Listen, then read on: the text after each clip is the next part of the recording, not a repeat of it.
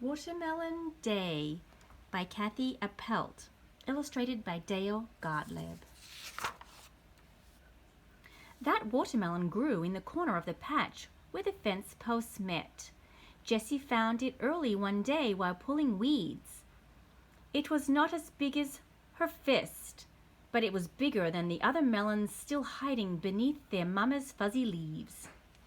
When she showed it to Puppy, he smiled. Yep, it'll be a big one, all right.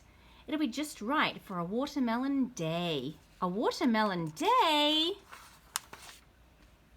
Jessie knew what that meant. There would be cousins big and small, Mama's peach ice cream, innings and innings of softball, relay races and apple bobbing, Uncle Ike with his banjo, finally, to top it all, ice-cold watermelon, the biggest one from the patch. Thinking about it made Jessie's mouth water. "How long till it's ready, Puppy?" she asked. "Got a while, a whole summer to go yet," he answered. Jessie looked at the small melon. It was round and snug in the sand. She smiled.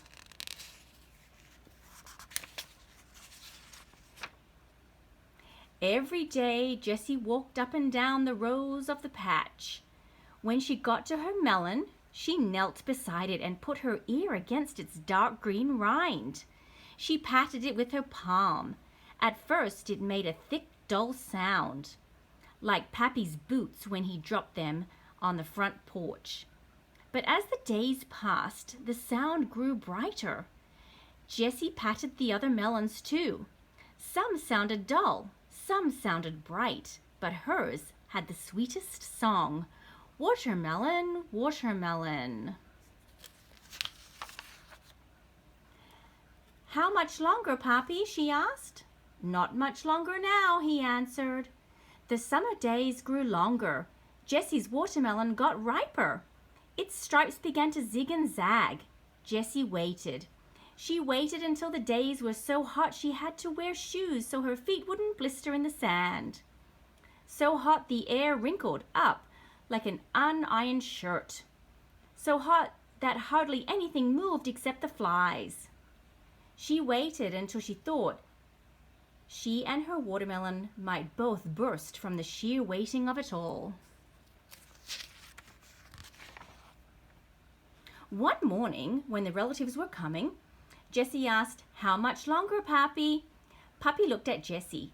He looked at the watermelon patch. He looked at the blue summer sky. "Well," he answered, "this looks like a watermelon day." "A watermelon day!" Jessie skipped to the corner of the patch where the fence posts met. She patted her watermelon. It was full of the cool summer rains, full of the warmth from its sandy nest, full of the deep, hot sun. Pappy cut the rope-like vine with his pocket knife and carried the watermelon out of the patch, past the front porch and down to the lake. He set it in the cold, cold water. There it floated right along the edge beneath the deep blue shade of the weeping willow tree. "How long will it take, Puppy?" asked Jessie. "Most of the day," he answered. "There's a whole summer's worth of heat inside it." Jessie's watermelon floated all that hot day long. Willow branches dipped up and down, testing the icy water. That melon floated while the cousins came. It floated while Mama dished out peach ice cream. It floated through a game of softball and several relay races. It even floated while Uncle Ike played turkey in the straw.